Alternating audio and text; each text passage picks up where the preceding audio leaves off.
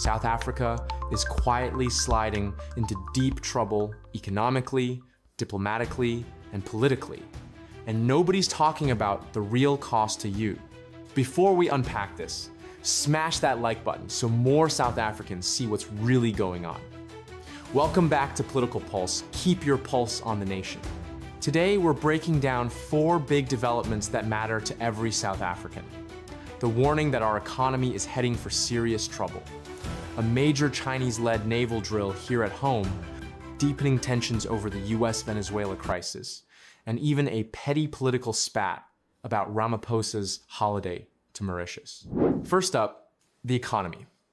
Multiple analysts and reports are warning that South Africa is heading for deep trouble. The United States has slapped higher tariffs on South African exports, higher than on any other African country, and that's a sign Washington is displeased with our foreign policy shift. Economists have already said this could slow growth, cost jobs, and hurt industries that rely on the US market. In simple terms, when a major global partner raises barriers to your products, factories slow down and workers feel it. This isn't a theory, it's happening now, and it will affect ordinary families. Unfortunately, when the Government of National Unity was negotiated between the Democratic Alliance and the ANC insisted that international relations would be the exclusive domain of the ANC alone.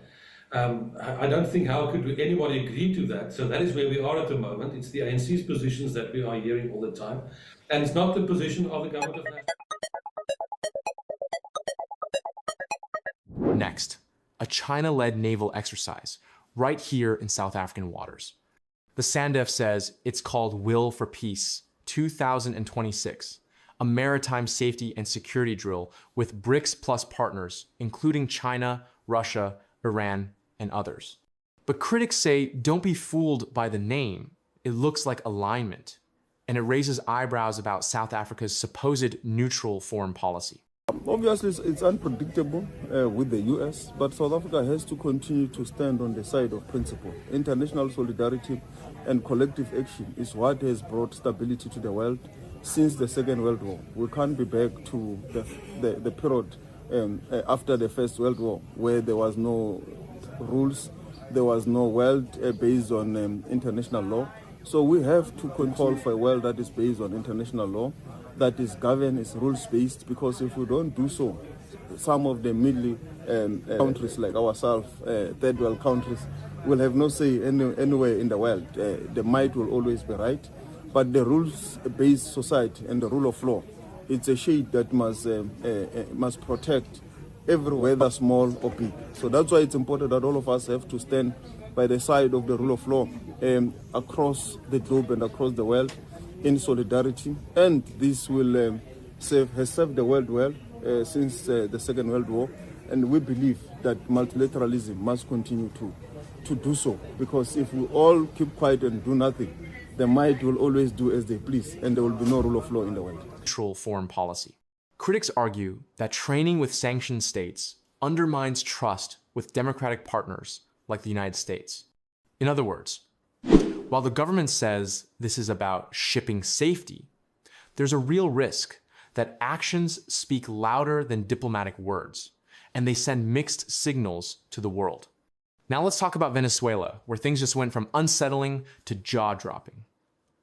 The US reportedly carried out a large-scale military strike and captured President Nicolas Maduro in Venezuela.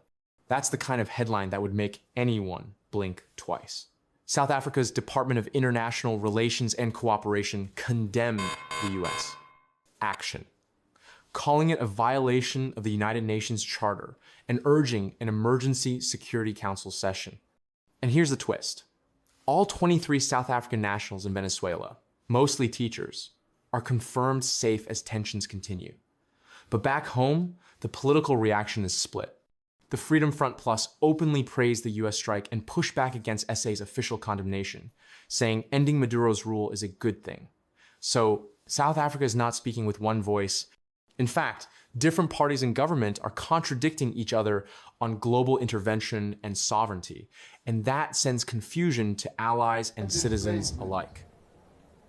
It is our commitment to international law and the United Nations Charter that informs our deep concern and action of the United States in Venezuela, which has undermined the territorial integrity and sovereignty of a UN member state called Venezuela. We reject utterly the actions that the United States has embarked upon and stand with the people of Venezuela. And we demand the release of President Maduro and his wife as well. We reiterate our call for decisive action by the United Nations Security Council to fulfill its mandate and advance peace and security. Meanwhile, a smaller but symbolically loud story. President Ramaphosa took a short break in Mauritius over the holidays, and some critics claimed it was hidden from the public. The presidency says that's nonsense. It was not secret.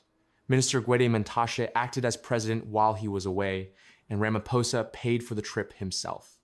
This may sound trivial on the surface, but it reveals something about our political culture. Small things become big distractions, while real problems like our economy and foreign policy confusion get left off the front page. So what's the bottom line? South Africa is facing growing economic pressure from major trade partners, increased diplomatic tension with the US, military cooperation that blurs supposed neutral foreign policy, and a divided ruling coalition that can't even agree on how to respond. This isn't just politics. This affects jobs, exports, national security, and your future. If you found this breakdown useful, smash that like button so more people understand what's happening. Drop a comment with what you think South Africa should do next. And as always, subscribe to Political Pulse to keep your pulse on the nation.